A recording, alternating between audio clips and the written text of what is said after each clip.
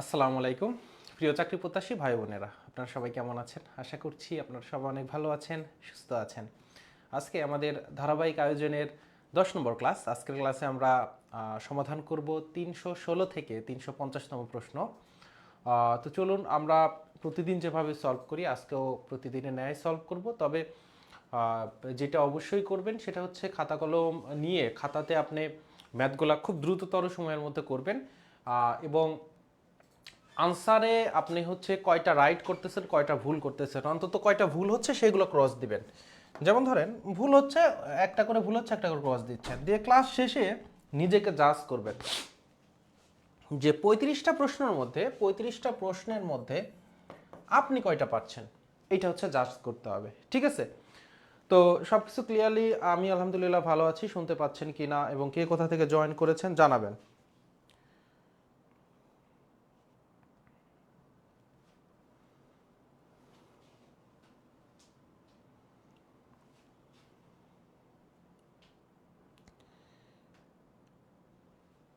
ঠিক আছে, ওকে। আমাদের এবং যারা যুক্ত হয়েছেন তারা ক্লাসটি মানে সকলের উদ্দেশ্যে শেয়ার করে দিবেন। যেই সকল সার্কেল নিয়ে ক্লোজ ফ্রেন্ড যদি একসাথে ক্লাস আপনারা করে থাকেন তাকে মেনশন দিয়ে ক্লাসে ডেকে নেবেন। চট্টগ্রাম থেকে জয়েন করেছেন জয় ভাই, তারপরে নেত্রকোনা থেকে মামুন ভাই জয়েন করেছেন, তারপরে আহমেদ রাসেল ভাই বরিশাল থেকে ক্লাসটি করছেন, টাঙ্গাইল থেকে সাব্বির ভাই পেয়েছেন, আরও অনেকেই কমেন্ট করেছেন, উপরে চলে গিয়েছে, দিনাজপুর থেকে শোনা যাচ্ছে। ওকে, শারমিন আপু। তাহলে আমরা প্রথম নম্বর প্রশ্নটা আমি একটু দিই, আপনারা করার চেষ্টা করুন। যেহেতু এইগুলা টপিকগুলো আমরা আলোচনা হয়েছে, দেখবেন যে আমরা যেগুলা টপিক আলোচনা করেছি আগে একটা প্রশ্নের ব্যাখ্যাতে করেছি, সেইগুলো আপনার কিন্তু এখন রাইট করতে হবে। আলহামদুলিল্লাহ আমি ভালো আছি। গাইবান্ধা থেকে জয়েন করেছেন, জামালপুর থেকে আরিফ ভাই জয়েন করেছেন।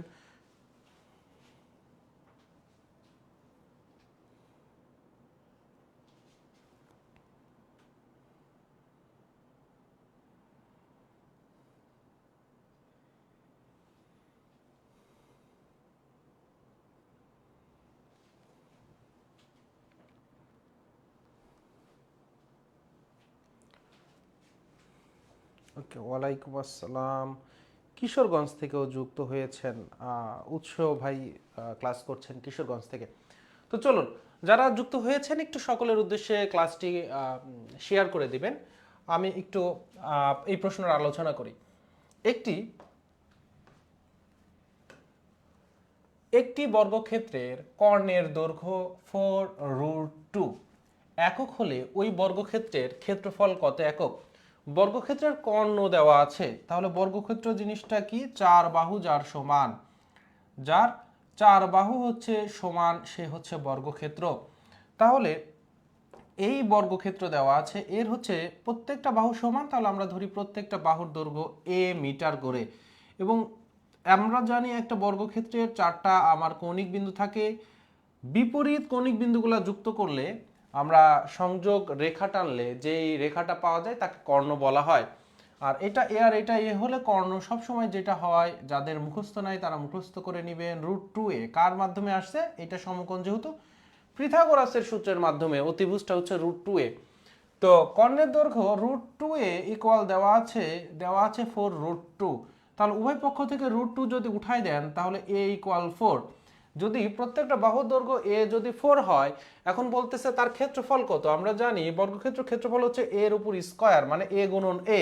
তাহলে দুইটা a যদি আমরা গুণ করি তাহলে 4 গুণন 4, 4 4 16 হচ্ছে আমার ওই বর্গক্ষেত্রের ক্ষেত্রফল। তাহলে 316 নম্বরের সমাধানটা হলো। যাদের জানা ছিল না তারা নোট ডাউন করে রাখেন, কর্ণ দেওয়া থাকলে আমরা ক্ষেত্রফল কিভাবে বের করতে পারি। এবারে দেখুন, 500 টাকায় বিক্রয় করায় 25% লাভ হলো।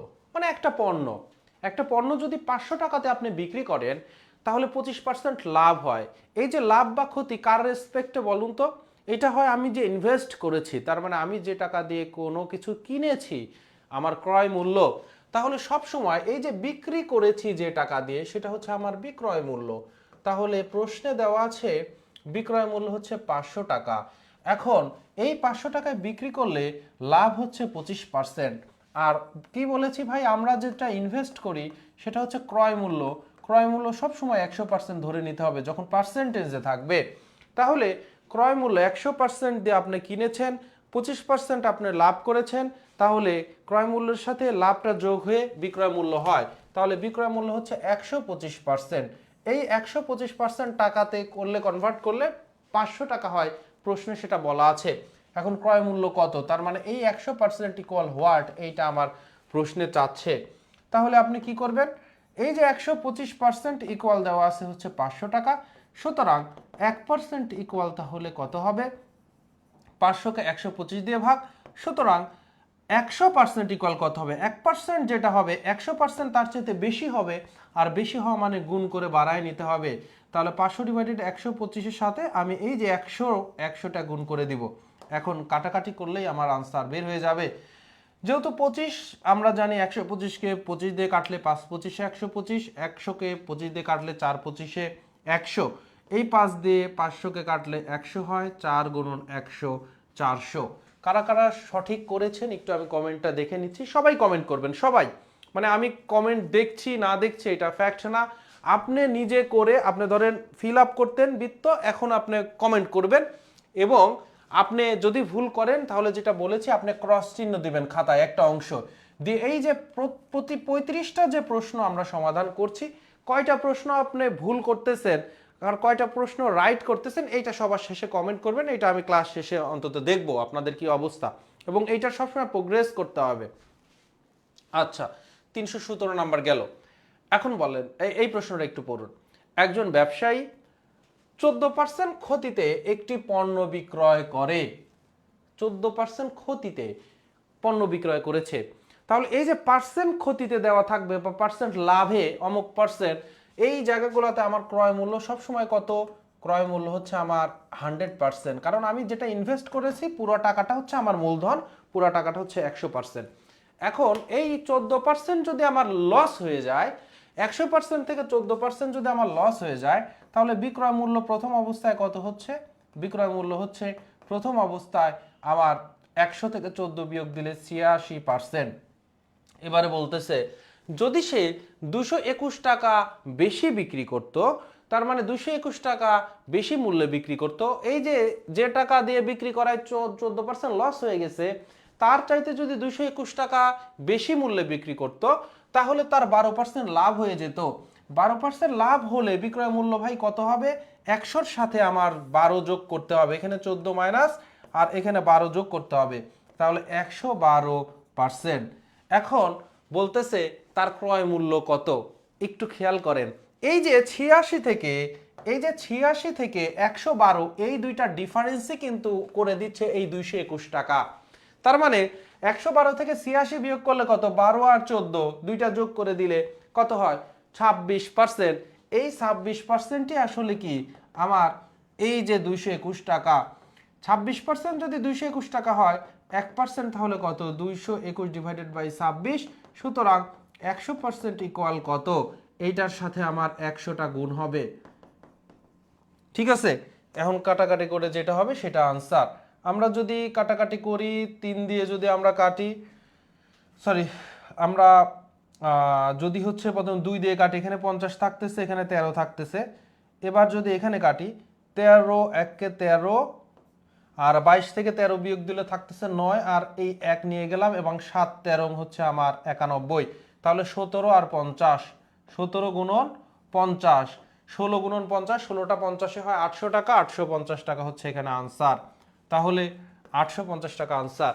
এবার এইটা আমি পুরো প্রসেসটা দেখালাম। গত দিনে কিন্তু বলেছিলাম যদি আমার ক্ষতি থাকে, একবার ক্ষতি আর আরেকবার লাভ, মানে উল্টা। প্রথমে বলা হয়েছে 14% ক্ষতি, এবার একটা অংশ টাকা বাড়ালে আমার লাভ হচ্ছে, লাভ হচ্ছে। তাহলে ক্ষতি আর লাভ কি, পরস্পর উল্টা। তাহলে এই দুইটার যোগফলই, তার মানে এই 14% আর 12% যোগ দেওয়া মানেই কিন্তু 26%। এই যে 112 থেকে 86 বিয়োগ করলে, তার মানে 14 আর 12 যোগ করে দিবেন, এই 14 আর 12 যোগ করলে 26%। সো এই 26% ইকুয়াল চোখ বন্ধ করে 221, 100%-এর ভ্যালু বের করতে হবে। ইয়েস, গ নাম্বার। নিশাত তাবাসসুম আপু বলছে, আরিফ ভাই বলছে, জয় ভাই বলছেন, আরো অনেকেই কমেন্ট করেছেন, সবাই কমেন্ট করবেন। এবারে দেখেন বলতেছে 319 নম্বর প্রশ্ন, বার্ষিক শতকরা 6 টাকা হার সুদের হার দেওয়া আছে আর ইকুয়াল 6 টাকা, 100 টাকাতে 6 টাকা, 6/100 সময়ে 450 টাকা সুদে আসলে 558 টাকা হইছে। সুদে আসলে মানে সুদ আর আসল যোগফল, আর 450 টাকা এইটা হচ্ছে আমার মূলধন। এখন বলতেছে কত সময়ে এন এর মান বের করতে বলছে, কত সময়ে এন এর মান ইকুয়াল হোয়াট। তাহলে আপনারা যদি আয় বের করে নিতে চান, মুনাফাটা কত হবে, সুদ আসল থেকে যদি আসলটা বিয়োগ করে দেন, খালি সুদটা থাকে, তাহলে 558 থেকে যদি আপনি 450 যদি বিয়োগ করেন, তাহলে 801 108 থাকতেছে, 108 টাকা হচ্ছে আমার মুনাফা। আর আই ইকুয়াল আমার কি জানি, পি এন আর। তাহলে 108 ইকুয়াল পি এর ভ্যালু দেওয়া আছে 450 গুণন এন আমরা জানি না, এন এর মান বের করতে হবে, আর হচ্ছে আমার 6/100। এখন যদি ক্যালকুলেশন করি, এখানে 3 আর এখানে 50, 2 দিয়ে কাটলে 50 দিয়ে এখানে কাটলে হচ্ছে 9, 50 দিয়ে কাটলে কত হচ্ছে 9 হচ্ছে 9। এবারে যদি আমরা কি করি, তাহলে এই পাশে থাকতেছে আমার, এই পাশে হচ্ছে আমার থাকতেছে, আর একটু আমরা চিকন করি, 108, আর এই পাশে থাকতেছে 9, 3 6 18 গুণন হচ্ছে আমার এন। তাহলে এন ইকুয়াল কত হচ্ছে 108 ডিভাইডেড বাই 18। আমরা যদি প্রথমে অর্ধক করে ফেলি, তাহলে এখানে হচ্ছে 54 আর এখানে হচ্ছে আমার 9। এবার আমরা জানি 6 নং 54, তার মানে 6 বছর লাগতেছে। ঘ নাম্বার হচ্ছে আনসার। এই আপনার 4 বছর হয়েছে, আমার 6 বছর হইলো কেন? আমি কি ক্যালকুলেশনে ভুল করছি নাকি? 4/18 কি করে হয়? 6/18, 5/18, 5/18 90, ঠিক আছে? 4 বছর। সবাই 4 আনসার দিচ্ছেন, আমি কি কোথায় ভুল করেছি বলেন? 3 নং 27, ইয়েস, এখানে ভুল, 3 ছিল, তাহলে 27 এন, ঠিক আছে, সঠিক, আপনারা সঠিক আনসার করেছেন। 108, 27 দুগুণে 54, তাহলে 4। সুন্দর। ওখানে খেয়াল করি নাই, দেখছেন একটা জায়গায় মানে যদি খেয়াল না করা হয় তাহলে কি ঘটনা ঘটে। এবার যে আপু আমি 4-এর পরে বলছি, আপনাদের কিন্তু অবস্থা খুবই খারাপ। কারণ আমি দেখেন মানে নিজে যেটা করবেন, আমি তো কোনো ভুল করি না, একটা জায়গাতে খামখেয়ালিপনার কারণে ভুল হয়েছে, অসতর্কতার কারণে। আমি কিন্তু কোথাও সূত্র ভুল করি না, আমি ওইটা জানি, এবং আমি যখন করেছি আমার বিশ্বাস ছিল যে আমি তো কোনো জায়গায় ভুল করব না, সেই জায়গায় আমি 6 বলেছি। এখন বাকিগুলা কিভাবে 6, মানে এই লাইভে আপনারা কেমনে এটা পরিবর্তন হয়ে গেলেন, এটা তো দেশের খুবই মানে মানে খুবই খারাপ অবস্থা এটা প্রকাশ করে। যেমন ধরেন রাজনৈতিক নেতারা যখন বলে, তো জনগণ ভাবতেছে যে ঠিক ভুল বলতেছে নেতা, কিন্তু নেতা যখন বলছে যে এটা ঠিক কিনা, সবাই বলছে ঠিক। তো আপনারা কিন্তু অনেকেই আপনারা ঠিক ছিলেন, আমি ক্যালকুলেশন এক জায়গায় ভুল করার কারণে কিন্তু আমার 6 আসছে। এখন এই সময় আবার ঘুরে গেছেন অনেকে, আমার দলে চলে আসতেন, তা আমি তো ভুল করছি। এগুলা করবেন না, ঠিক হইতে হবে, নিজের আনসারে মানে হইতে হবে। বার্ষিক 8% সরল সুদে কত টাকা, মূলধনের কথা বলতেছে, পি ইকুয়াল হোয়াট, 6 বছরে এন, 8%, আর এর ভ্যালু দেওয়া আছে 8/100, ঠিক আছে। সরল সুদে আসলে 1036 টাকা হবে। সুদ আর আসল এ দ্বারা প্রকাশ করা, এ হচ্ছে পি প্লাস আই। তো গত দিনে কিন্তু একটি আমি সূত্র দেখিয়েছিলাম যে কিভাবে খুব সহজে A equal P into 1 plus N R, 2 লাইনে করা। আজকে আর দেখাচ্ছি না কিভাবে তৈরি করা, কারণ আমি অবশ্যই আপনাদের নোট রাখতে হবে একদিন করলে। তাহলে পি ইকুয়াল এ ডিভাইডেড 1 প্লাস এন আর। এবার যদি আপনারা যদি করেন, এ হচ্ছে আমার কত, এ হচ্ছে 1036, আর 1, এটা আমরা বাংলায় দিই, 1 প্লাস এন, আর এন হচ্ছে আমার কত 6 বছর, আর হচ্ছে আমার কত, আর হচ্ছে 8/100। এবার একটা কাজ করি, এখানে আমরা 8 ডিভাইডেড বাই 100 মানে কি 0.08, 2 ঘর আগে পয়েন্ট, ঠিক আছে। তাহলে 0.08 এইটা যদি হয়, তাহলে 6×8 = 48 হবে, 0.48, আর একের সাথে যোগ করলে 1.48 আর 1036। এখানে 2 ঘর আগে দশমিক আছে, এটা আপনি যদি নিচে উঠায় দেন তার মানে নিচে 100 দিয়ে গুণ করা, উপরেও আপনি 100 দিয়ে গুণ করে দেন, উপরেও এবং 100 দিয়ে গুণ করে দেন। এবারে এইরকম মুহূর্ত আসলে কিন্তু আপনি পরীক্ষার হলে এত এই কাটাকাটিটা একটু যথেষ্ট কঠিন হবে। আপনি অর্ধেক করতে পারেন, নিচে অর্ধেক করলে নিচে হবে আপনার কত 74 দুগুণে 148, আর উপরে হবে আমার 518। একে আবার অর্ধেক করতে পারেন, এখানে 37 হইলো, এখানে হচ্ছে আমার 2 1 1 5, তারপরে হচ্ছে 9। এখন এইটা দিয়ে এটাকে কাটলে ভাগ করলে হয় হচ্ছে 7। তো ভাগ করলে 7 আমার জানা আছে, আমি দিয়ে দিলাম, কিন্তু আপনারা কিভাবে করবেন প্রশ্ন কিন্তু থেকে যায়। আমি কিন্তু 7 বলে চলে যেতে পারি, কিন্তু এই যে এই ক্লাসের মাধ্যমে একটু টেকনিক যেটা অ্যাপ্লাই করবেন সেটা হচ্ছে আপনি এই মুহূর্তে এসে আপনাকে অপশন থেকে আইডিয়া নিতে হবে কোনটা হইতে পারে। এখন অপশনে আপনি দেখতেছেন, দেখেন এখানে তো 100 আলাদা আছে, সো এইটা দিয়ে 148 দিয়ে এইটাকে কাটলে 7 হবে নাকি 5.5 হবে নাকি 5 হবে নাকি 4.5 হবে। এখন আইডিয়া করেন, উপরে আছে 1036 আর নিচে আছে 148। আইডিয়া করেন তো, সবাই আইডিয়া, সবাই জানেন যে 5 তো হবে না, কারণ 148কে অর্ধেক করলে তো 5 দিয়ে গুণ করলে তো কোনো সময় হাজারের উপর যাবে না, অবশ্যই 5 আর 10-এর মাঝামাঝি কোনো কিছু দিয়ে গুণ করতে হবে, তখনই আপনি কিন্তু বুঝে ফেলবেন এর 7 দিয়ে গুণ করতে হবে। তাহলে 148 দিয়ে যদি আপনি 1000 ইয়েকে ভাগ করেন তাহলে 7 পাওয়া যায়, তখন এই 100 সাথে গুণ হয় 700 হয় আনসার। তো এই অ্যাপ্রক্সিমেশনের ক্ষমতাটা থাকা লাগবে। যখন আপনি তখন এটা দেখি সরাসরি আপনি করে দিবেন না, আপনি একটু চেক করে নেবেন যে 148 গুণন 7, এবার দেখবেন 1036 আসে কিনা। এই গুণটা খুব দ্রুত দিতে পারবেন, কিন্তু ভাগ করতে গেলে কষ্টের মধ্যে পড়তে হবে, যেহেতু বড় ভাগ। 37 দিয়েও যদি আপনি ভাগ করতে যান, 259কে যদি 37 দিয়েও ভাগ করতে যান, তো এটাতে তো 25 আছে। আপনি তো ওইভাবে অ্যাপ্রক্সিমেশন 7 ধরে মানে করলে সহজে করতে পারবেন, ঠিক আছে, এইটা অ্যাপ্লাই করবেন।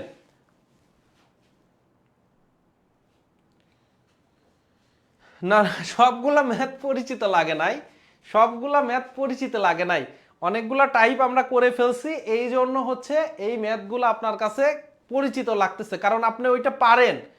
যখন পুরা ম্যাথ বইটা আপনার সব ম্যাথ পরিচিত মনে হবে, তখন আপনার কাছে মনে হবে যে ম্যাথের প্রিপারেশন আমার হয়েছে।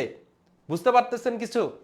যখন পুরা সবকিছু মনে হবে যে এইভাবেই আমাদের ক্লাসগুলো সাজানো, এক থেকে আজকে 10তম ক্লাসে এসে বলতেছেন পরিচিত মনে হচ্ছে, যখন 30তম ক্লাসে থাকবেন তখন পুরা ম্যাথ বইটাই আপনার পরিচিত মনে হবে ইনশাল্লাহ।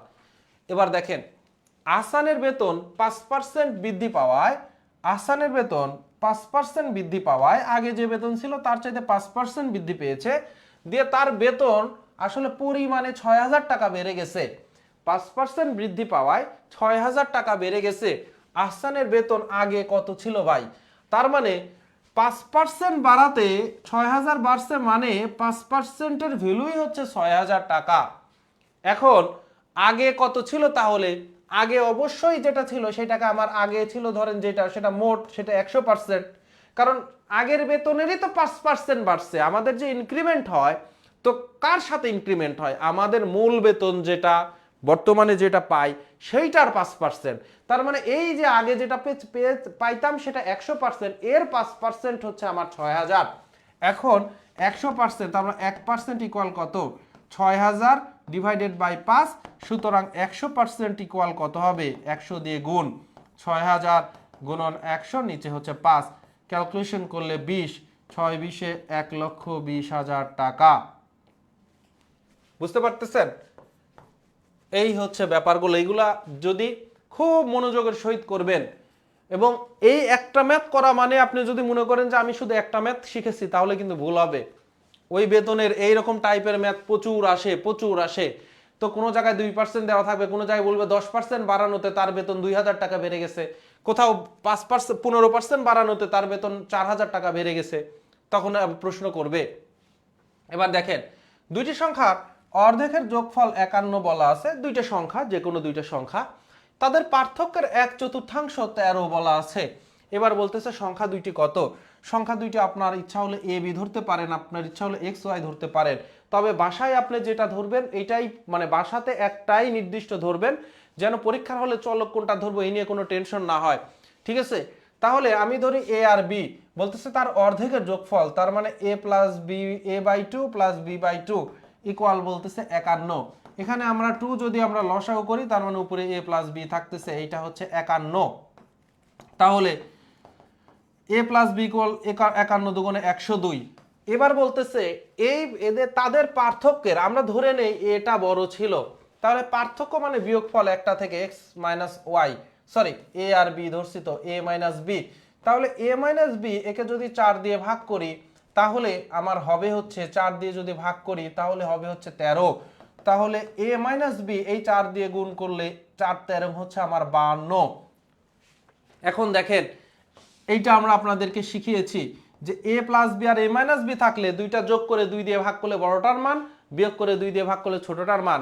দুইটা যদি আপনি যোগ করেন, দুইটা যদি যোগ করেন তার মানে এ আর বি কেটে যাবে, যোগ করলে 2a ইকুয়াল হচ্ছে আমার কত 102 আর হচ্ছে 52 154, আর 2 দিয়ে 154কে ভাগ করলে কত হয়ে যাবে, তাহলে 77 হবে এ এর ভ্যালু। এখন বি কত হবে, একটা থেকে আরেকটা বিয়োগ করে দিতে হবে, তার মানে 50, 2b ইকুয়াল 50, বি ইকুয়াল তাহলে 25। ঠিক আছে, খ নাম্বার হচ্ছে আনসার। ঘ কি করে হয়, 25 আর 56 কি করে হয়, 25 আর 56 কি করে হয় বলেন তো। খ হবে আনসার 322, খ হবে আনসার 25 আর 77। যারা ঘ দিয়েছেন ভুল দিয়েছেন। এবার 1 থেকে 100 পর্যন্ত কয়টি মৌলিক সংখ্যা আছে, কালকের প্রশ্নের ব্যাখ্যাতে এটা বলেছিলাম 1 থেকে 100 পর্যন্ত মৌলিক সংখ্যা আছে 25টা। মনে রাখার জন্য কিন্তু একটা কোডও বলেছিলাম 100 থেকে, সেটা হচ্ছে 44, 44 এর অর্ধেক 22, তারপরে 322 আর 321। এইটা হচ্ছে 1 থেকে 10 এর মধ্যে, 11 থেকে 20 এর মধ্যে, 21 থেকে 30 এর মধ্যে, তারপরে দুইটা হচ্ছে 31 থেকে 40 এর মধ্যে, এইভাবে 91 থেকে সরি 322 321, লাস্টে এইটা একটা হচ্ছে আমার 91 থেকে 100 এর মধ্যে। ঠিক আছে, একটা থাকে অনলি ওয়ান। এবারে 100 থেকে 200 এর মধ্যে 3 দ্বারা বিভাজ্য সংখ্যা কয়টি, 100 থেকে 200 এর মধ্যে 3 দ্বারা বিভাজ্য সংখ্যা মানে 3 দিয়ে ভাগ করা যাবে। কোন সংখ্যাকে 3 দিয়ে ভাগ করা যায় ভাই, সেটা হচ্ছে 3 এর গুণিতক সংখ্যাকে, গুণিতক তার মানে নামতা করলে যে গুণফলটা আসে, 3 1 3, 3 2 6, 3 3 9, 3 4 12, তার মানে 3 6 9 12 15 18 21 24 27 30 33, 3 3 করে বাড়তেছে। ঠিক আছে, এবার তার মানে এই যে 3 3 করে বাড়তেছে, এখন আপনি যদি 100কে 3 দিয়ে ভাগ করেন, তার মানে 100কে 3 দিয়ে ভাগ করলে আমরা ভাগফল পাই 33, কারণ 3 33-এ হয় 99, তার মানে 99কে ভাগ যায়, তাহলে 33 গুণন 3, 3 33-এ 99, তার মানে 1 থেকে 100-এর মধ্যে কয়টা গুণিতক আছে, 1 থেকে 100-এর মধ্যে 3 দ্বারা বিভাজ্য আছে 33টা সংখ্যা। এবারে 99 এর পরে 99 100 3 দিয়ে ভাগ যায় না, 1 3 দিয়ে ভাগ যায় না, 102 কিন্তু 3 দিয়ে ভাগ যায়। এবার যদি 200 এর মধ্যে কয়টা আপনার ভাগ করা যায় 3 দিয়ে, তাহলে 200কে যদি আপনি 3 দিয়ে ভাগ করেন 3 6 18, তাহলে 2 আছে 0, আবার 3 6 18, তাহলে 1 থেকে 200-র মধ্যে কয়টা আছে 3 দিয়ে ভাগ করতে পারবেন, 66টি সংখ্যা আছে যেটাকে আপনি 3 দিয়ে বিভাজ্য মানে 3 দিয়ে ভাগ করা যায়, বা 3 এর গুণিতক আছে কয়টা 66টা। তাহলে 1 থেকে 100-র মধ্যে আছে 1 থেকে 100-র মধ্যে আছে 33টা, আর 1 থেকে 200-র মধ্যে আছে 66টা। তাহলে এই 66 থেকে যদি আপনি 33 বিয়োগ করেন থাকতেছে কত 33টা, এটা হচ্ছে 101 থেকে 200-র মধ্যে আছে, 101 থেকে 200-র মধ্যে আছে 33টা। এখন যদি বলতো 201 থেকে 300-র মধ্যে কয়টা আছে, তাহলে 300-কে আপনার 3 দিয়ে ভাগ করতে হইতো 100টা, 100টা। তাহলে 1 থেকে 200-র মধ্যে আছে কত 66টা, তাহলে 100 থেকে 66 যদি আপনি বিয়োগ করেন তাহলে 34টা, এইটা আছে 201 থেকে, এইটা আছে 201 থেকে 300 পর্যন্ত কয়টা থাকতেছে 34টা। ভালো করে খেয়াল করবেন, না হলে আবার অনেকে ভুল বুঝবেন, মনে করবেন 1 থেকে 100-র মধ্যে 33টা, আবার 101 থেকে 200-র মধ্যে 33টা, আবার 201 থেকে 300-র মধ্যেও মনে হয় 33টা, কিন্তু 201 থেকে 300-র মধ্যে কিন্তু 34টা। ঠিক আছে, এই ব্যাখ্যাগুলো জেনে রাখা লাগবে এবং কনসেপ্টটা মাথায় ক্লিয়ার রাখতে হবে, খাতায় নোট রাখতে হবে। কোন ক্ষুদ্রতম সংখ্যাকে 20, 25, 30, 36, 48 দিয়ে ভাগ করলে যথাক্রমে 15, 20, 25, 31, 43 ভাগশেষ থাকবে। তো এইরকম অনেকগুলো সংখ্যা দিয়ে একটা সংখ্যাকে যদি আমরা ভাগ করি, তাহলে তাকে অনেকগুলা আমাদের ধারাবাহিকভাবে যদি কি অবশিষ্ট থাকে, এই অবশিষ্ট ডিফারেন্স বের করব। 20 আর 15 ডিফারেন্স কত? 5। 20 আর 25 ডিফারেন্স কত? 5। 25 আর 30 5। 31 আর 36 5। 43 আর 48 5। কতদিন কিন্তু শিখিয়েছে এইরকম অন্তর যদি সমান হয়, তাহলে আমাদের নির্ণেয় ওই সংখ্যাটি কি হবে? হবে তাদের লসাগু মাইনাস এই যে অন্তর, কমন যে অন্তর এখানে 5। এখন লসাগু আমরা বের করি, লসাগু যদি বের করি 20, 25, 30, 36, 48, 2 দিয়ে ভাগ যায় 30, 36, তাহলে 10, 25, 30কে 2 দিয়ে ভাগ করলে 15, 18, 24, আবার যদি 2 দিয়ে ভাগ করি তাহলে 5, 25, 15, 9, 12। এবার 2 দিয়ে আর ভাগ যাচ্ছে না, কারণ মাত্র একটাকে, অন্তত 2টাকে যদি ভাগ যাইতো তাহলে দিতাম। তো 3টাকে 2 এবার ভাগ দেওয়া, 3 দিয়ে ভাগ দিতে পারবো, কারণ 9কে 3 দিয়ে ভাগ যায়, 12কে 3 দিয়ে ভাগ যায়, 15কেও যায়। 3 দিয়ে ভাগ করলে 5, 25, 25কে যেহেতু যায় না, 15কে ভাগ যায়, 3 5 15, তাহলে 5, 3 3 9, আর 3 4 12। এবার 3 দিয়ে তো আর যাচ্ছে না, একটাকে যায়, 2 দিয়েও যাচ্ছে না, তাহলে সরাসরি 5 দিয়ে ভাগ করে দিব। তাহলে 5 1 5, 5 5 25, 5 1 5, তারপরে 3, তারপরে 4। এই হচ্ছে আমরা পেলাম। এখন আমরা হচ্ছে গুণ করে দেই। 2 দুগুণে 4, 3 4 12, 5 12 60। এবার 5 12 যদি 60 হচ্ছে, তারপরে আমরা কি 60 5 6 30, 300। এবার 300 আর 3, তাহলে 300 আর 300, 3 দিয়ে গুণ করলে 900, 4 নং 3600, 4 দিয়ে গুণ করলে 900কে যদি আমরা 4 দিয়ে গুণ করি 3600। এই লসাগু হচ্ছে, তাদের লসাগু কত? 3600। এই 3600 থেকে 5 যদি বিয়োগ করি তাহলে থাকতেছে 3595। এটা হচ্ছে আনসার। ঠিক আছে, নোট ডাউন করে রাখতে হবে, এটা কিন্তু শর্টকাট টেকনিক। সুন্দর, অনেকেই আমার আগে বের করে ফেলছেন, এইটাই চাই। ঠিক আছে,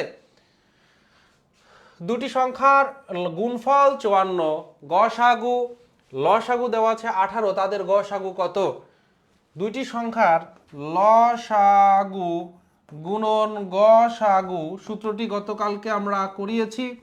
তাহলে লসাগু আর গসাগুর গুণফল হয় হচ্ছে সংখ্যা দুইটির গুণফল, সংখ্যা দ্বয়ের গুণফল। ঠিক আছে, তাহলে এখন লসাগু দেওয়া আছে কত? 18। তাহলে গসাগু কত হবে? গসাগু হবে এই যে এদের গুণফল ডিভাইডেড বাই লসাগু। এই লসাগুটা ওই পাশে, এই পাশে গুণ আছে, সমানের ওই পাশে গেলে ভাগ আকারে চলে যাবে। তাহলে 54কে 18 দিয়ে ভাগ করলে 3 18 54, তাহলে 3 হচ্ছে আনসার। খুবই সহজ, কিন্তু জানা না থাকলে, ফর্মুলা যদি জানা না থাকে তাহলে কিন্তু খুবই কঠিন। এই জন্য ফর্মুলাটা লিখে নেন যাদের জানা নাই। 3 হচ্ছে এখানে আনসার। এবারে আসেন, একটি বাঁশের অর্ধাংশ, এই বাঁশ দেখলে আবার অনেকে মানে রেগে যান যে এই বাঁশের ম্যাথই কেন করব। একটি বাঁশের অর্ধাংশ মাটির নিচে, অর্ধাংশ দেখেন, অর্ধাংশ মানে অর্ধেক, তাহলে অর্ধেক যদি মাটির নিচে থাকে আর উপরে, আমরা বললাম একটা জিনিসের অর্ধেক আছে মাটির নিচে, ভাই অর্ধেক মাটির নিচে থাকলে উপরেও অর্ধেক আছে, তাহলে অর্ধেক মাটির নিচে আর অর্ধেক আছে উপরে, আর 1/3 পানির মধ্যে, তো অর্ধেক তো আমার মাটির নিচেই আছে, আর বাকি অর্ধেকের মধ্যে আবার 3 ভাগের 1 ভাগ মানে 1/3, 3/1, এটা আবার পানির মধ্যে আছে, এবং 4 ফুট হচ্ছে পানির উপরে। তাহলে এই যে মাটির উপরে আছে অর্ধেক, এই অর্ধেক থেকে যদি 3/1 ভাগ যদি বিয়োগ করে দেয় তাহলে বাকিটুকু পানির উপরে আছে উপরে। তো বিয়োগ যদি করি 2 আর 3 এর লসাগু 6, তাহলে এখানে 3 মাইনাস 3 দুগুণে 6 2, তার মানে 1 6, তার মানে 6/1 ভাগ। এটাকে কি বলবো বলেন তো? 1/6। তাহলে এটাকে বলবো 6/1 ভাগ। তাহলে 6/1 ভাগ এইটা ভ্যালু দেওয়া আছে, বলা আছে এটার ভ্যালু দেওয়া আছে 4। ভাই 1 ভাগ যদি 4 হয়, 1 ভাগ যদি 4 হয় মানে 1 ভাগ যদি 4 আমার কত 4 কি 4 ফুট হয়, তাহলে পুরাটা কয় ভাগ? পুরাটা হচ্ছে 6 ভাগ। তাহলে 6 ভাগ হচ্ছে 4 ছক 24। খুবই সিম্পল ম্যাথ, সুন্দর। ঠিক আছে, অনেকেই পেরেছেন। আকলিমা আক্তার, তারপরে আরিফুল ইসলাম, উৎস দেবনাথ, তারপরে শিপ্রা খাতুন, সবাই আনসার করবেন। এবং কিন্তু যেটা বলেছি, যেটা পারবেন না ওটা কিন্তু ক্রস দিবেন, কারণ আপনি কয়টা পারতেছেন না। যদি 35টার মধ্যে 17টার উপরে পারেন তার মানে আপনি এভারেজ ম্যাথ পারেন। ঠিক আছে, আর যারা মানে অর্ধেকের 50%-এর নিচে, তাহলে আপনি বিলো এভারেজ রয়েছেন, আপনার একটু বেশি সময় দিতে হবে। আর যারা 50টা পারতে মানে 50% পারবেন, এরা আসলে একটু প্রস্তুতি নিলেই হবে। ঠিক আছে, এবারে দেখেন এই ধরনের ম্যাথের জন্য আমি কি বলেছিলাম। এই ধরনের ম্যাথের জন্য আপনি যেটা করবেন, উপরে পয়েন্টের পরে 1 ঘর, এখানে 2 ঘর, 3 ঘর আর 3 ঘর, তাহলে পয়েন্টের পরে 6 ঘর, নিচে পয়েন্টের পরে 2 ঘর আর 2 ঘর, পয়েন্টের পর 4 ঘর, তাহলে 6 থেকে 4 বিয়োগ করলে থাকতেছে 2। তাহলে পয়েন্টের পরে 2 ঘর আমরা অ্যাড করতে হবে, মানে এই যে এই পয়েন্টগুলো বাদ দিব। এবার পয়েন্ট বাদ দিলে উপরে 1 গুণন 1 গুণন 1 আর নিচে 20 গুণন 2। ঠিক আছে, পয়েন্ট বাদ দিলে এখানে কিন্তু 20 থাকতেছে, এখানে কিন্তু 2 থাকতেছে। এখন 1 3টা 1 গুণ করলে একই থাকে, আর হচ্ছে 20 দুগুণ 40। এবার এইটাকে আমরা ক্যালকুলেশন সহজে কিভাবে করতে পারি, 40কে 4 গুণন 10 লিখতে পারি। দেখেন একটু ক্যালকুলেশন ফলো করবেন, না হলে আবার 1কে 40 দিয়ে ভাগ করতে গেলে কিন্তু আপনাকে ভাই এইভাবে ভাগ করতে হবে। 40 দিয়ে ভাগ করা যায় না, একটা পয়েন্ট নেই, একটা শূন্য নেই, তারপরে আর একটা শূন্য নিব, এখানে একটা শূন্য দিব, এরকম করে করা লাগবে। সো এই আমি কিন্তু টেকনিকটাই দেখাচ্ছি, একটু খেয়াল করবেন। ওই নিয়মে না করে 40কে যখন আমরা 1/4 গুণন 10 করলাম, এবার আমরা যে 1কে 2 দিয়ে ভাগ করলে যে 0.5, অর্ধেক মানে 0.5, আর 1কে 4 দিয়ে ভাগ করলে 4/1 ভাগ মানে 0.25, এইটা কিন্তু সবাই জানি। আবার যেমন 1কে যদি 3 দিয়ে ভাগ করি তাহলে 0.333, এগুলো কিন্তু আমরা সবাই জানি। অন্তত 1কে 2 দিয়ে ভাগ করলে কত, 1কে 4 দিয়ে করলে কত, 1কে 3 দিয়ে করলে কত, এটা জানি। সো 1কে এই যে 4 দিয়ে যদি করেন তাহলে 0.25, আবার 10 আছে নিচে, তাহলে আমরা জানি 1-এর ডানে একটা শূন্য দিয়ে যদি ভাগ করি তাহলে দশমিকের পরে আর একটা শূন্য বেড়ে যাবে, তাহলে 0.025। আর এই যে উপরে 6টা আর নিচে 4টা, এই 6 থেকে 4 বিয়োগ করে আরো কিন্তু 2টা এক্সট্রা শূন্য বসাতে হবে। তাহলে এর জন্য পয়েন্টের পরে আরো 2টা এক্সট্রা শূন্য বসায় দেন, তাহলে 0.3025, ঘ নাম্বার হচ্ছে আনসার। অনেকেই ভুল করেছেন, গ নাম্বার বলতেছেন, অনেকেই ভুল করছেন, এইটা কিন্তু ভুলে গেছেন, এগুলো করা যাবে না। সব নোটগুলা করে নেন, ভুলে যাচ্ছেন কিন্তু। ঘ নাম্বার হবে আনসার। এই যারা ভুল করতেছেন, ভুল করা যাবে না। 1 কিলোগ্রাম মানে 1 কেজি। 1 কেজি চালের দাম, যদি কোন যুগের কথা বুঝতেই পারতেছেন, যদিও এটা অনেক আগের প্রশ্ন, এই জন্য ওই সময় ওইটা অ্যাপ্রোপ্রিয়েট ছিল, বাট এখন কিন্তু সংখ্যাটা বাড়াই দিবে। কিন্তু এই রকমের ম্যাথ যেন পারেন, এই জন্য ম্যাথটা দেওয়া। একটা হচ্ছে 1 কিলোগ্রামের দাম 8.5 টাকা হলে 1 কুইন্টালের মান মানে কত, 100 কেজি। 1 টন মানে 1000 কেজি। সো 1 কুইন্টালের দাম কত হবে, এই যে 1 কেজির সাথে 100 গুণ করে দিব, তার মানে 850 টাকা। কারণ 1-এর ডানে 2 শূন্য মানে 2 ঘর দশমিক উঠে যাবে, 2 ঘর ডানে চলে যাবে, 850 টাকা। ক নাম্বার হচ্ছে আনসার। এই জিনিসগুলো যেন মাথায় থাকে আপনাদেরকে, ঠিক আছে? না হলে কুইন্টালের হিসাব যদি ভুলে যান তাহলে কিন্তু হবে না, তাহলে কিন্তু কিছুই হবে না। ঠিক আছে, এই কার কয়টা হলো এই পর্যন্ত একটু বলেন তো। 330।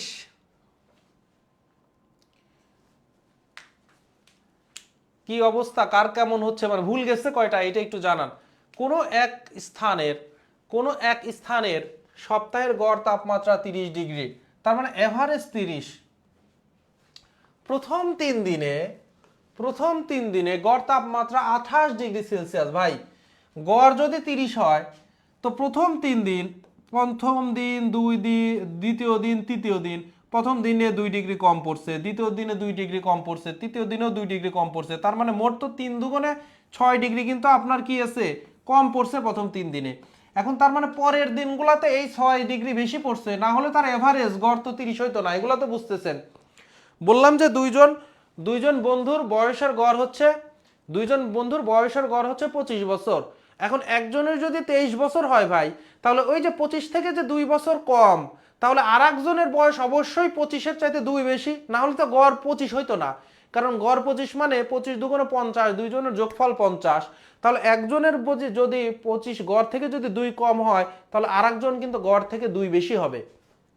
সো এই যে 30-এর গড় যেহেতু প্রথম 3 দিনে 2 ডিগ্রি করে কম আছে, তাহলে 3 দুগুণে 6, এটা কিন্তু পরে কিন্তু বেশি হইতে হবে। তারপরে বলতেছে শেষ 3 দিনের গড় তাপমাত্রা 29 ডিগ্রি। ভাই শেষ 3-এও তো কাহিনী ঘটছে, 1 ডিগ্রি করে কম হয়েছে।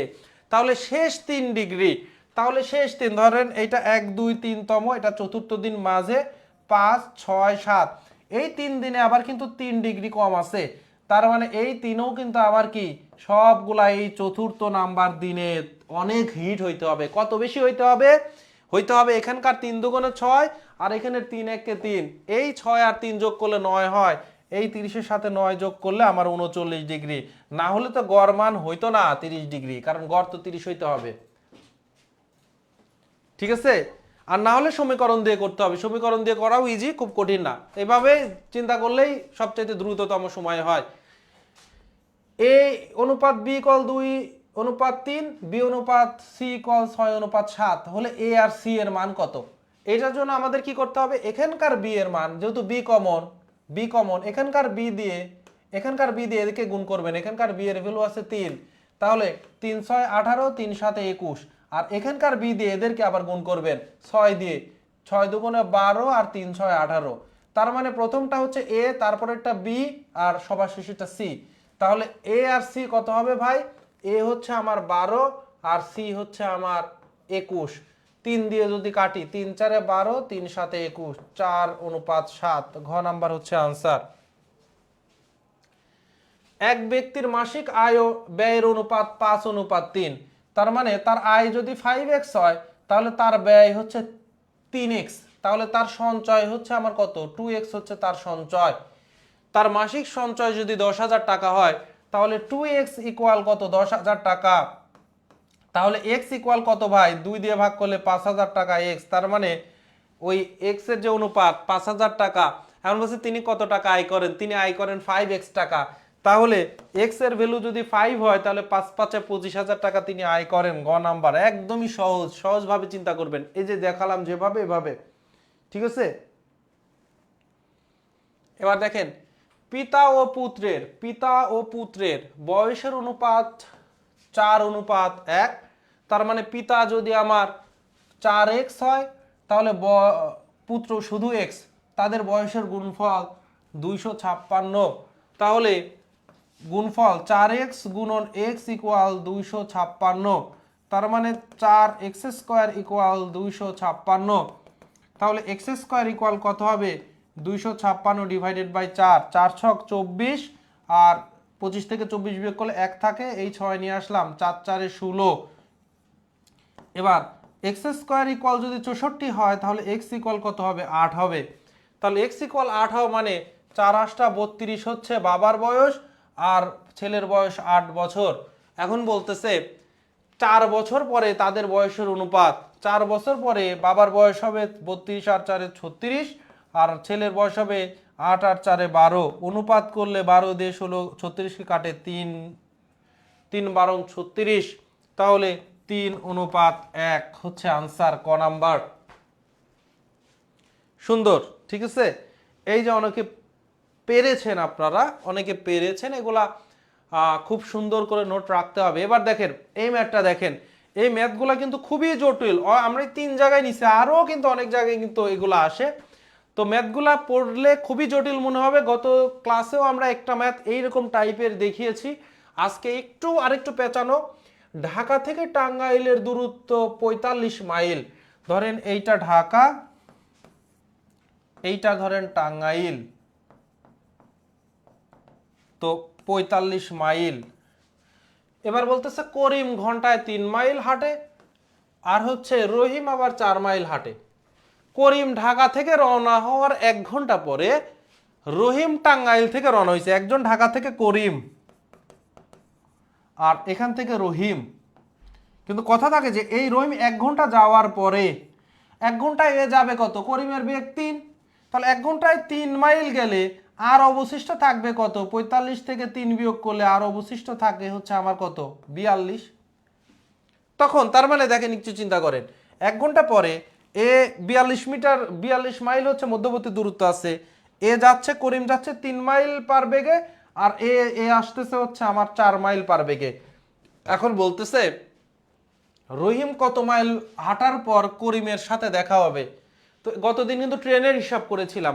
তো কখন দেখা হবে? যখন বিপরীত দিক থেকে আসবে, তখন দেখার জন্য দুইজন মিলিত হওয়ার সময়, মিলিত হওয়ার সময় কি হবে? মধ্যবর্তী দূরত্ব, এদের মধ্যবর্তী দূরত্ব ৪২, আর নিচে দুইজনের মানে বেগের যোগফল আপেক্ষিক ৭। তাহলে এখানে ৭ ৪২, তাহলে ৭ দিয়ে কাটলে ৬ ৭ ৪২, ৬ ঘন্টা পরে এখান থেকে ১ ঘন্টা পরে, তার মানে করিমের যাত্রা শুরু ১ আর ৬ ৭ ঘন্টা পরে, আর রহিমের এই দিক থেকে ৬ ঘন্টা পরে এক জায়গায় মিলিত হবে। তো রহিমের বেগ হচ্ছে আমার কত? রহিমের বেগ হচ্ছে ৪ মাইল পার ঘন্টা। ৬ ঘন্টাতে সে আসবে ৪ ছক ২৪, তাহলে ২৪ হচ্ছে মাইল পরে দেখা হবে। এই হচ্ছে আনসার। ঠিক আছে, এবারে পরেরটা দেখেন। পরেরটা হচ্ছে আমাদের ইয়ের ম্যাথ, মান নির্ণয়। তাহলে x minus y whole square equal কত হবে? X square plus y square, যেহেতু মাইনাস থাকলে মাইনাস 2xy, শুধু মান বসাই দিবেন। এগুলা কেন দিচ্ছি বারবার? আপনি যেন হ্যাবিচুয়েট হয়ে ওঠেন এগুলার সাথে। ঠিক আছে, আলাদা আলাদা প্রশ্ন। এবার এখানে আবার স্কোয়ার করো 18, 18 থেকে আপনি 7 দুগুণ 14 বিয়োগ করলে হয় হচ্ছে 4, 4 স্কোয়ারই চেয়েছে, কিন্তু এখানে খেয়াল রাখবেন স্কোয়ার না চাইলে রুট করতে হইতো, তখন 2 হইতো আনসার। এবার এই ম্যাথটা দেখেন, কিউবের, কতদিন কিন্তু আমরা কিন্তু এখন কিউবেও হাত দিয়ে দিয়েছি, কিউবও কিন্তু আমরা জানি। সো কিউবের সূত্র x cube plus y cube equal কত হবে? এক্স প্লাস ওয়াই, এখানে যদি প্লাস থাকে এখানে plus, cube minus 3xy x plus y. আর যদি এখানে মাইনাস হইতো, এখানে মাইনাস হইতো, আর এখানে প্লাস 3xy হইতো।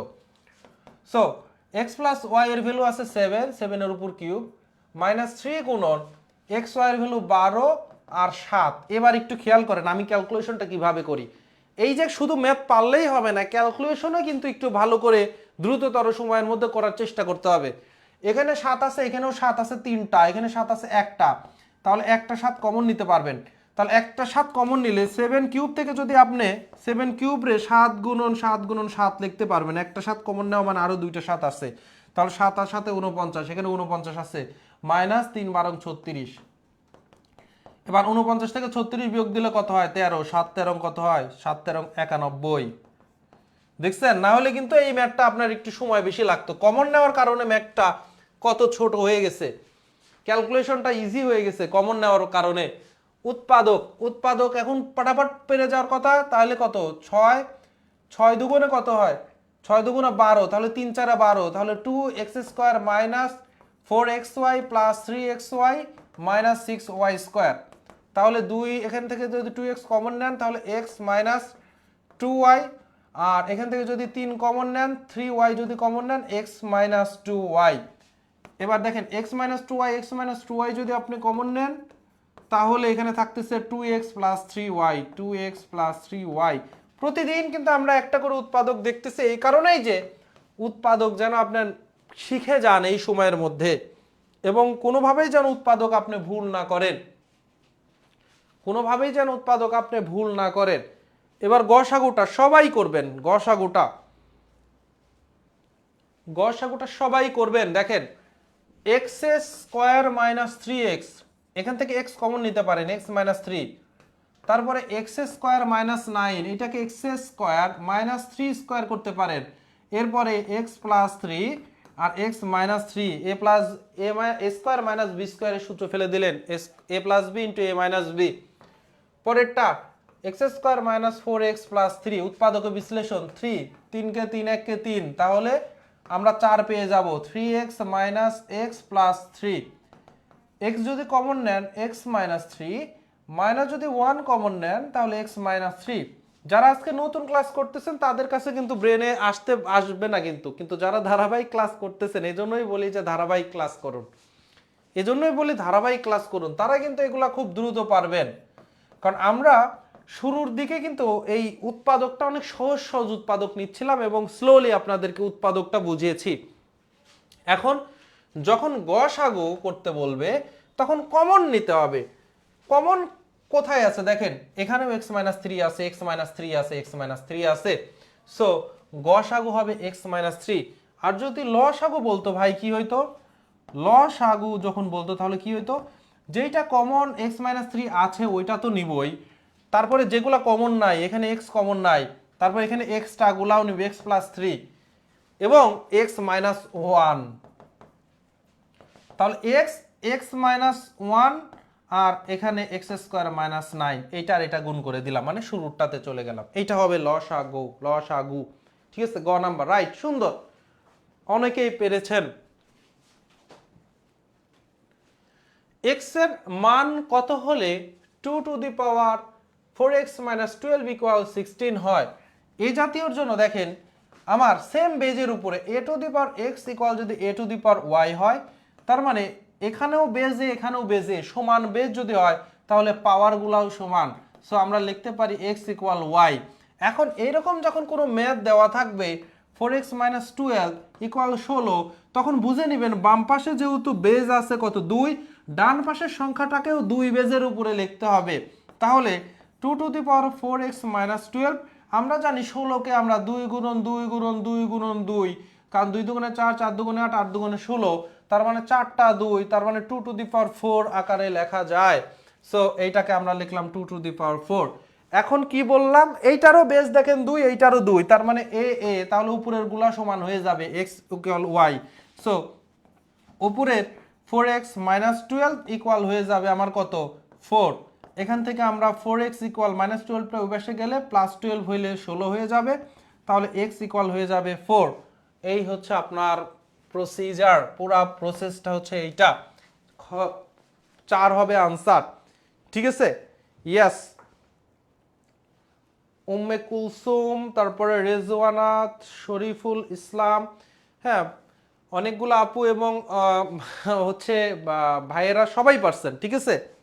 ওকে, আমি আজকে একটু দেখতে চাইবো যে কাদের কয়টা হয়েছে, আপনারা একটু ভালো করে সবগুলো কমেন্ট করবেন।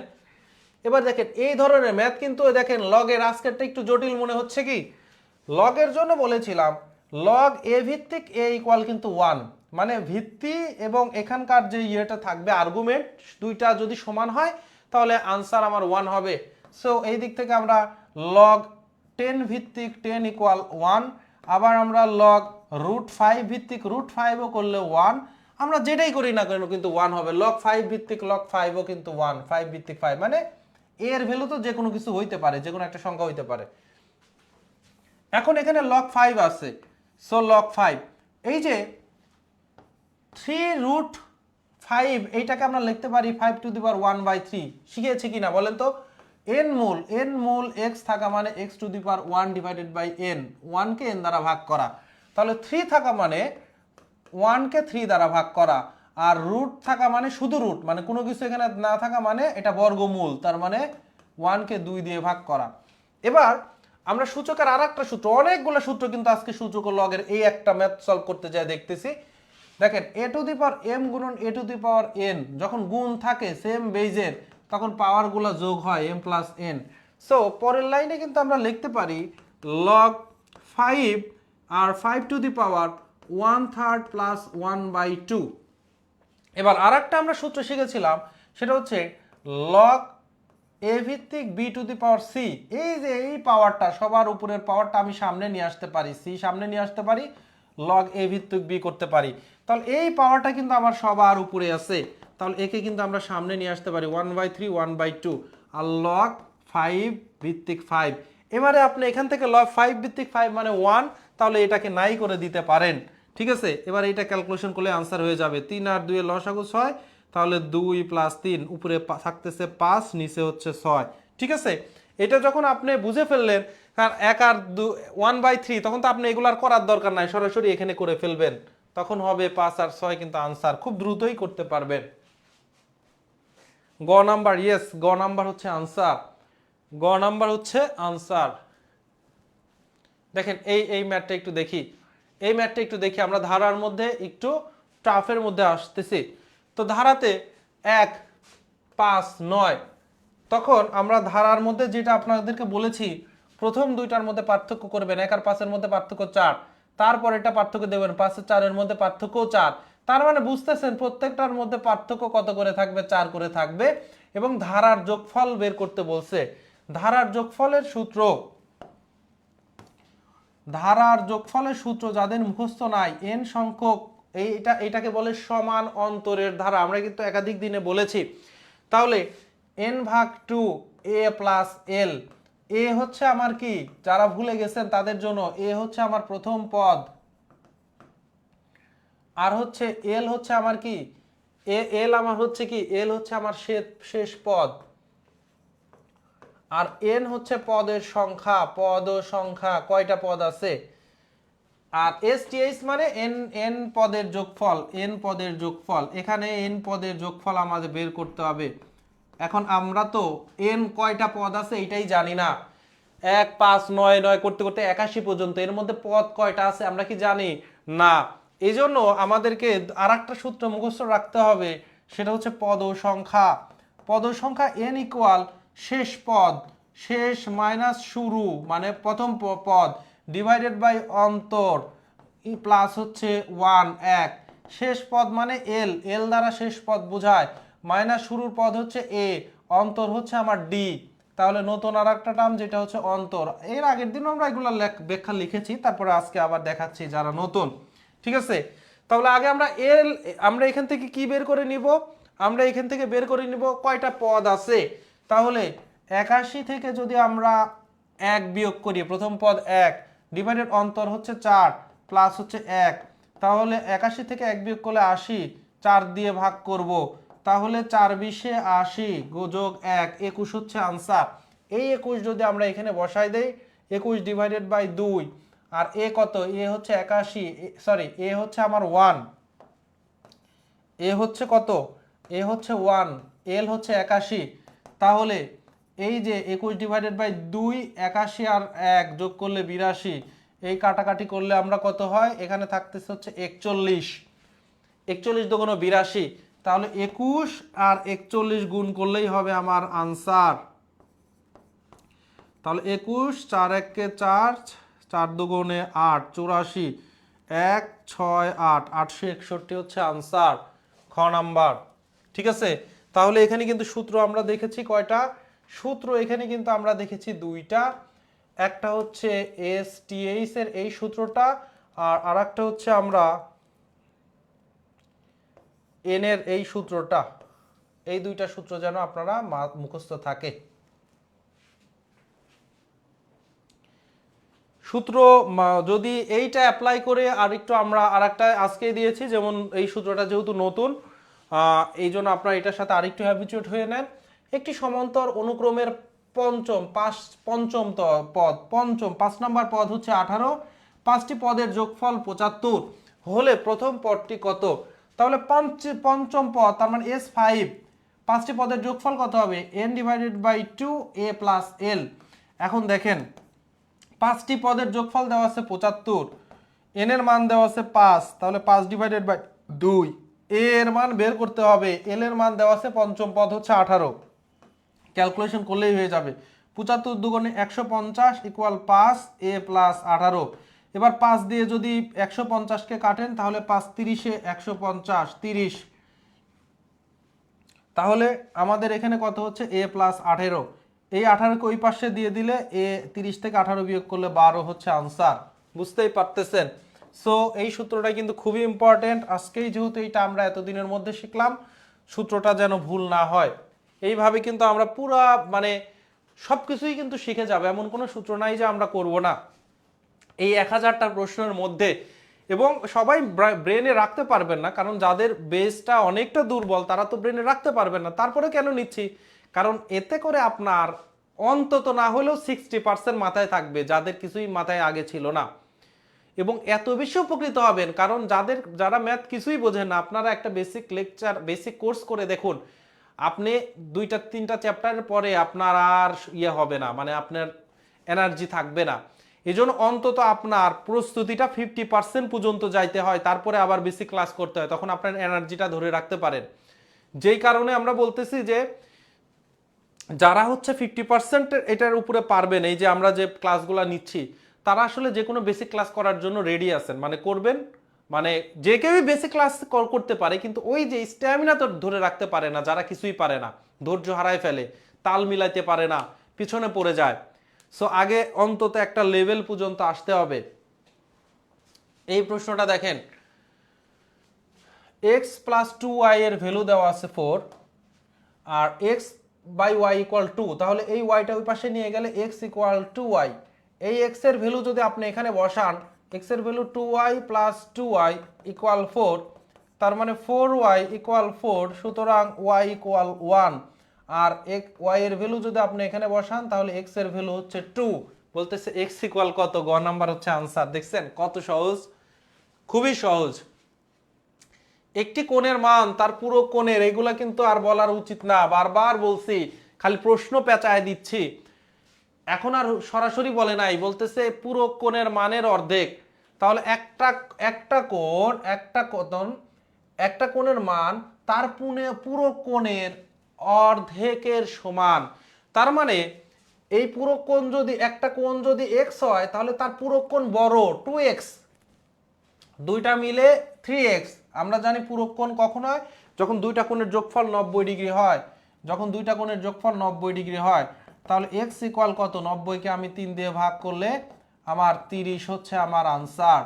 তাহলে এইটাই তো আমার x এর একটা কোণের মান, ক্ষুদ্রতমটা কোণটির মান কত, 30 ডিগ্রি। এখানে কিন্তু অনেকের মধ্যে প্যাচ খেয়ে যায়, 60 আনসার করে দিয়ে আসতে পারে অনেকে, কি ভুল করে, এটা ভাষাটা বুঝতে হবে। একটি কোণের মান তার পুরো কোণের মানের অর্ধেক, পুরো কোণটাই বড় আর ওই কোণটাই ছোট, এই জন্য পুরো কোণই 2x। বুঝতে পারতেছেন? এই প্রশ্নটা এবার দেখেন, কোন সমকোণী ত্রিভুজের সূক্ষ্ম কোণদ্বয়ের পার্থক্য 20 ডিগ্রি। একটা সমকোণী ত্রিভুজের একটা কোণ হচ্ছে 90 ডিগ্রি আর বাকি দুইটা হচ্ছে 90 ডিগ্রি। ধরেন এইটা এ আর বি, সো এ আর বি হচ্ছে 90 ডিগ্রি, তাহলে দুইটা পার্থক্য 20 ডিগ্রি। একটা এক্স হলে আর একটা এক্স প্লাস 20 ধরে নিলাম, তাহলে এক্স আর এক্স প্লাস 20 ইকুয়াল কত, 90। তাহলে 2x ইকুয়াল 20টা ওই পাশে বিয়োগ করলে 70, x ইকুয়াল 35, আর x এর সাথে 20 যোগ করলে হয় হচ্ছে 55, একটা 35 আর একটা 55 দিয়ে বলতেছে ক্ষুদ্রতম কোণটির মান কত, তাহলে 35 হবে আনসার। ঠিক আছে, এবার দেখেন বৃত্তকলার ক্ষেত্রফল হচ্ছে আমার কোনটি সঠিক। বৃত্তকলা কাকে বলে, যাদের জানা নাই তারা বেসিকটা ক্লিয়ার করে নেন, যারা জানে নাই তারা বেসিকটা ক্লিয়ার করে নেবেন। বৃত্তকলা কাকে বলে, এই বৃত্তের মনে করেন এইটা হচ্ছে আমার ব্যাসার্ধ, এই পুরা বৃত্তের ক্ষেত্রফল কত, পুরো বৃত্তের ক্ষেত্রফল এরিয়া ইকুয়াল আমার কত, পাই আর স্কয়ার। পুরা বৃত্তের ক্ষেত্রফল, পুরা বৃত্তের কেন্দ্রে কত ডিগ্রি কোণ আছে, 360 ডিগ্রি কোণ আছে। ঠিক আছে, এখন একটা বৃত্তকলা থেকে যদি আপনি একটা স্লট কেটে নেন, ধরেন এই কোণটা আপনি কেটে নিছেন, এই কোণটা কেটে নিছেন হচ্ছে আমার কত ডিগ্রি, ধরেন আপনারা এই কোণটা নিয়েছেন 60 ডিগ্রি কোণ কেটে নিছেন। তাহলে এই 60 ডিগ্রি যে এরিয়াটা তৈরি করলো, যে ক্ষেত্রফলটা কেটে নিল, এই 60 ডিগ্রির কারণে যে ক্ষেত্রফলটা কেটে নিল, এই ক্ষেত্রফলের এই অংশটিকে আমরা বলতে পারি বৃত্তকলা। একটা কোণের জন্য যে এরিয়াটুকু আমরা কেটে নিতে পারি সেটা পুরোটা বৃত্তকলা। আমরা যদি একটা পিৎজা, গোলাকার পিৎজা থেকে একটা স্লাইস আমরা বের করে নেই, ওইটাই হচ্ছে একটা বৃত্তকলা। ওই কেন্দ্রে যত ডিগ্রি কোণ থাকবে সেই কোণের কারণে ওই বৃত্তকলাটা সৃষ্টি হয়েছে। এবার 360 বৃত্তকলার জন্য কোনটা মানে বৃত্তকলার ক্ষেত্রফল কত হবে, 360 ডিগ্রির ক্ষেত্রফল হয় হচ্ছে আমার 360 ডিগ্রির ক্ষেত্রফল হচ্ছে আমার পাই আর স্কোয়ার। তাহলে 1 ডিগ্রির ক্ষেত্রফল হবে কত, পাই আর স্কোয়ার ডিভাইডেড বাই 360। আর যদি থেটা ডিগ্রি হয়, এই কোণটা আমরা তো জানি না কতটা, আমরা ধরে নিলাম থেটা ডিগ্রি। তাহলে থেটা ডিগ্রির জন্য তাহলে কত হবে, থেটা ডিগ্রির জন্য বেশি হবে, 1 ডিগ্রির চাইতে থেটা ডিগ্রির জন্য বেশি হবে, তাহলে 360 গুণন হচ্ছে থেটা। এখন থেটার নিচে যদি আমরা 360 দেই, থেটা ডিভাইডেড বাই 360 গুণন পাই আর স্কোয়ার। ছোটবেলায় এইভাবে আপনারা মুখস্থ করেছেন অনেকেই। তাহলে theta by 360 into pi r square. যারা জানা নাই, প্রসেসটা জানা থাকতো না, তারা প্রসেসটাও নোট করে নেন, প্রসেসটাও নোট করে নেন। এবার দেখেন এই প্রশ্নটা দেখেন, 3 cot a ইকুয়াল 4 হলে সাইন এর মান বের করতে বলেছে।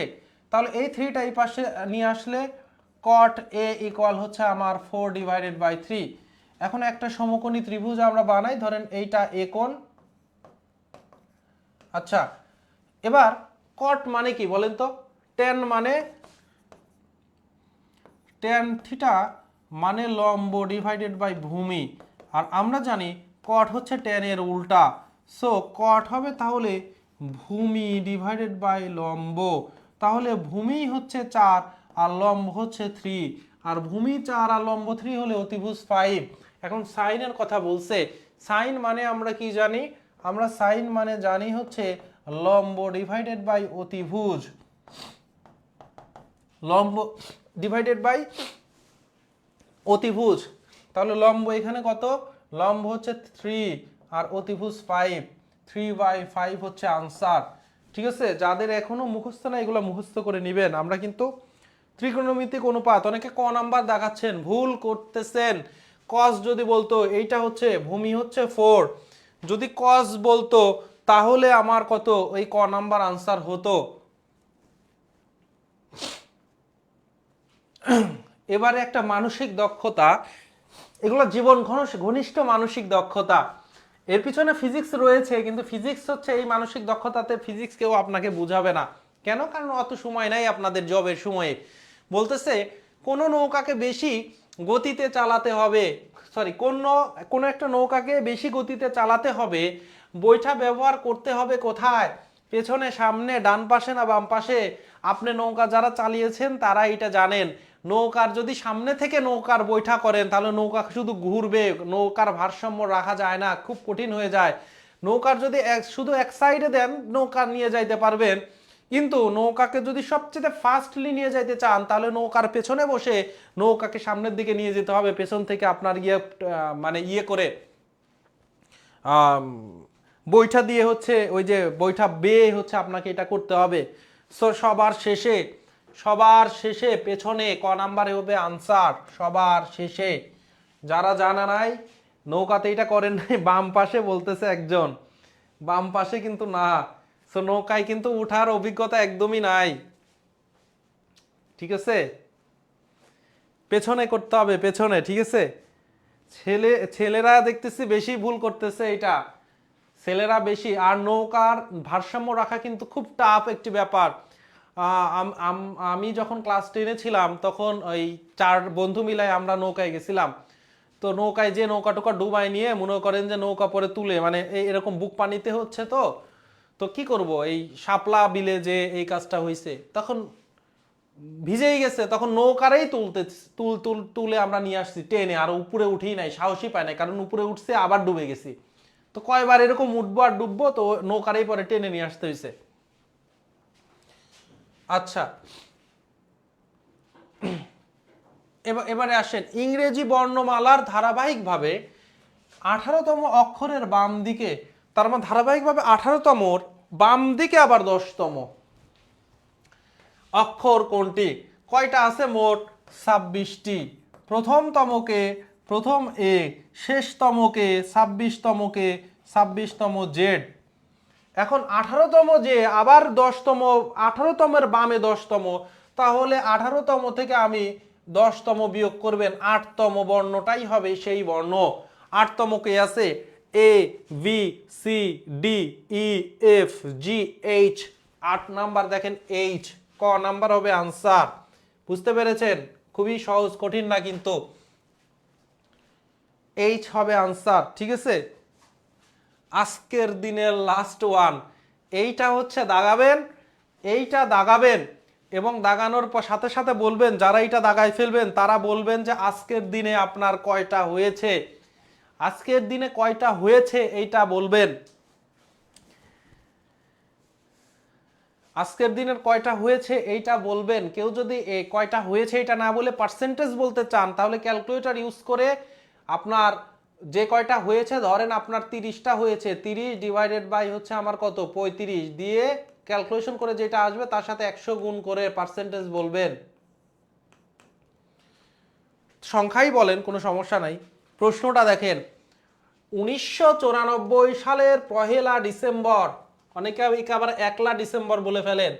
1994 সালের 1 ডিসেম্বর বৃহস্পতিবার ছিল। 1995 সালের ওই একই দিন, তার মানে 1 ডিসেম্বর 1994 এর 1 ডিসেম্বর হচ্ছে বৃহস্পতিবার। 1995 সালের 1 বছর পরে ঠিক ওই একই দিন 1 ডিসেম্বর আসলে কি বার? এখন আপনারা একটা জিনিস মাথায় নিয়ে আসতে হবে। দুইটা জিনিস মাথায় নিয়ে আসবেন, তবে একটা যেটা স্পেশাল জিনিস ওটা অনেকে ভুলে যাবেন। শুক্রবার, তার মানে জানেন আপনি, ঠিক আছে। তাও আমি ব্যাখ্যাটা একটু বলি। আমার সাধারণ বছর হলে, সাধারণ যেটাকে আসলে নন লিপ ইয়ার বলা হয়, অধিবর্ষ না, নন লিপ ইয়ার। তো নন লিপ ইয়ার কিন্তু 365 ডেজ। আর যদি লিপ ইয়ার হয়, লিপ ইয়ার মানে হচ্ছে আমার ফেব্রুয়ারি মাসটা 28-এর জায়গায় 29টা দিন থাকে, তাহলে কিন্তু লিপ ইয়ার হইলে কিন্তু আরো একটা দিন বেড়ে যায়, 366 ডেজ। এখন আমরা 2024 সাল লিপ ইয়ার ছিল, 20 সাল লিপ ইয়ার ছিল, 4 বছর করে করে পরে পরে লিপ ইয়ার হয়। তার মানে 2010 সাল, 2012 সাল, 2008 সাল, 2004 সাল, 2000 সাল, 1996 সাল, তারপরে 96 এর আগে 1992। তো 94, 95 কেউ কিন্তু লিপ ইয়ার না, 95 কিন্তু লিপ ইয়ার না। তো লিপ ইয়ার না হওয়া মানে 365 দিন। 365 দিনকে যদি আপনি 7 দিয়ে ভাগ করেন তাহলে পাবেন 52 উইক, 52 উইকস 1 ডে। তার মানে 52টা সপ্তাহর পরে আরো একটা দিন অবশিষ্ট থাকতেছে। তার মানে 1 বছর পরে কোনো যদি লিপ ইয়ার না হয় তাহলে 1 বছর পরে একই দিনটা একদিন পরে হয়। যেমন 1994 সালের 1 ডিসেম্বর বৃহস্পতিবার, তাহলে 95 সালের 1 ডিসেম্বর ওই একদিন হবে একদিন পরে। বৃহস্পতিবারের একদিন পরে কি বার হয়? শুক্রবার হয়। বুঝতে পারতেছেন কেন? কারণ আমরা জানি আজকে ধরেন হচ্ছে কি বার, আজকে বুধবার হলে 1 সপ্তাহ পরে আবার বুধবার হবে। এখন যদি আমি বলি ভাই 1 সপ্তাহ একদিন পরে কি হবে, তখন তো বৃহস্পতিবার হবে। সো এই যে 52 উইক, 52টা সপ্তাহ পরে কি হবে, এই হচ্ছে আমার বৃহস্পতিবারই হবে। আর 52 সপ্তাহ একদিন পর তাহলে কি ঘটনা ঘটতেছে? শুক্রবার হবে। আর যদি লিপ ইয়ার হইতো তাহলে 2 ডেজ থাকতো অবশিষ্ট, তাহলে পরের দিনের পরের দিন। যদি এইরকম প্রশ্ন আসে আর ওই সালটা দেওয়া থাকতো লিপ ইয়ার, যদি প্রশ্ন করতো 1993 সালের 1 ডিসেম্বর, 1995 দূর কত নাম্বার, 96 হচ্ছে 96তম বছর হচ্ছে লিপ ইয়ার ছিল। বলতেছে 1995 সালের, প্রশ্নটা যদি এখানে 95 দিত, 1995 সালের 1 ডিসেম্বর বৃহস্পতিবার হলে 1996 সালের 1 ডিসেম্বর কি তারিখ, কি বার, তখন 2 দিন পর হইতো, তখন বৃহস্পতি শুক্র শনিবার হচ্ছিল আনসার।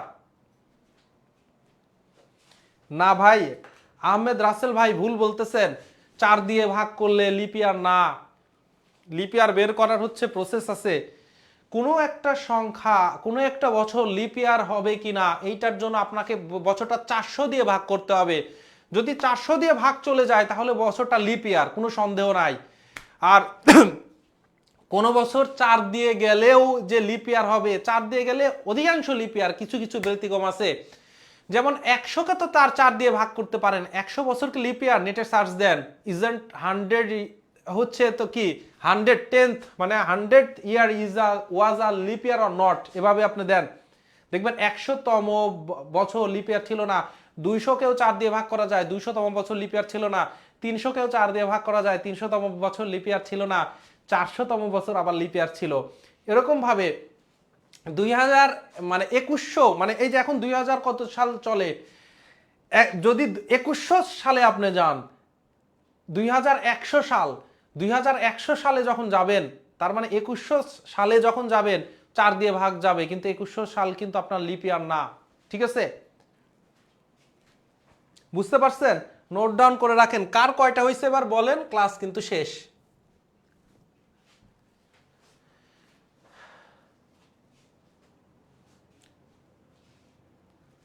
ইয়েস, শেষের দুইটাকে 4 দিয়ে ভাগ করতে পারলে হবে, কিন্তু 0 0 বাদে। 0 0 যখনই আসবে তখনই 400 দিয়ে ভাগ, তার মানে 100তম বছর লিপ ইয়ার না, 200তম বছর লিপ ইয়ার না, 300তম লিপ ইয়ার না, কিন্তু 400তম বছর লিপ ইয়ার। 500তম বছর লিপ ইয়ার না, 600তম বছর লিপ ইয়ার না, 700তম বছর লিপ ইয়ার না, 800তম বছর লিপ ইয়ার। 1100 1200 1300 লিপ ইয়ার না, সরি 1200 লিপ ইয়ার, 1300 1400 1500 লিপ ইয়ার না, 1600তম বছর লিপ ইয়ার, 17 18 1900 লিপ ইয়ার না, 2000 সাল কিন্তু লিপ ইয়ার ছিল। 25টা হয়েছে, একজনের স্বস্তি প্রসাদ মণ্ডল আপুর হয়েছে 32টায়, 91%। ওয়াও, মানে অসাধারণ। জুবায়ের ভাই 33টা, সর্বনাশ। সাব্বির মিয়া হয়েছে 31টা। রিয়েল লাইফ পরীক্ষায় সারা বীজগণিতের কাজ কি? বীজগণিত যদি না হইতো, অনেকে তো পরে যারা পরবর্তীতে এসে বলে ক্যালকুলাসের কাজ কি। বীজগণিতের মাধ্যমে তো ছোট ছোট কাজগুলা করা হচ্ছে, ক্যালকুলাস তো পুরা মানে বীজগণিতের চূড়ান্ত রূপে যায় ক্যালকুলাস পাবেন। ক্যালকুলাস দিয়ে এই যে যত মহাকাশ নিয়ে গবেষণা করতেছে, বলতেছি যে পৃথিবীর ব্যাস এত, পৃথিবীর এই দিক থেকে ওই পাশে কি ফোঁটা করে ব্যাস নির্ণয় করছে। আমরা বলতেছি যে মঙ্গলের আয়তন এতটুকু হবে, মঙ্গলের ভর এতটুকু, সূর্যের ভর এত, কিভাবে বের করছে? এই বীজগণিতিক রাশি ক্যালকুলাসে দিয়ে ইউজ করে আপনার সবগুলা ব্যবহার করা হয়। সো বিজ্ঞানের যত কিছু দেখতেছেন, আপনার কারেন্টের পরিমাণ আমরা যে বের করতেছি, আপনার এই যে ডিভাইস ফোন যে চলতেছে, পুরা আমরা আপনাদেরকে অবাস্তব সংখ্যা কি বলেছিলাম না? তো বীজগণিত তো ভাই বীজগণিত, অবাস্তব সংখ্যাতে যে একটা আই থাকতেছে, অবাস্তব সংখ্যাতে যে একটা আই থাকতেছে, ইমাজিনারি সাইন, এই যত ইলেকট্রিসিটি আপনারা ইউজ করতেছেন, আমরা ইউজ করতেছি, এই ইলেকট্রিসিটির ক্যালকুলেশন দাঁড়ায় আছে এই আই এর উপরে। আই ছাড়া কোনো ইলেকট্রিসিটির ক্যালকুলেশন আপনি করতে পারবেন না। ঠিক আছে, ইঞ্জিনিয়ারিং পুরো সেক্টরটা যদি কম্পিউটার ইঞ্জিনিয়ারিং, তারপর ইলেকট্রিক্যাল ইঞ্জিনিয়ারিং, তারপর টেলিকমিউনিকেশন ইঞ্জিনিয়ারিং বলেন, তার মানে টেকনোলজির যত কিছু দেখতেছেন সবকিছু বীজগণিতের উপর দাঁড়ায় আছে। এবং এই বীজগণিতের মেজর অংশ হচ্ছে ইমাজিনারি সেকশন, কল্পনার রাজ্য। আমরা এটাকে আসলে বাস্তবে দেখতে পাই না, কিন্তু খাতা কলমে করে ওইটাই পয়েন্ট পাচ্ছি। ওইটা দিয়েই আপনি হচ্ছে ওই যে কি করতেছেন না, এমআরআই করতেছেন, কিন্তু যত সিগন্যাল আসতেছে কিন্তু সব এই বীজগণিতের মাধ্যমে। সিগন্যাল মানেই হচ্ছে সেটা ত্রিকোণমিতিক কিন্তু ফাংশন। ঠিক আছে, 5টা ভুল হয়েছে, অনেকের অনেকগুলোই হয়েছে। তাহলে ক্লাস এখানেই শেষ হচ্ছে, আপনাদের সাথে দেখা হবে আগামী ক্লাসে। সে পর্যন্ত ভালো থাকুন, সুস্থ থাকুন। আসসালামু আলাইকুম রহমতুল্লাহ।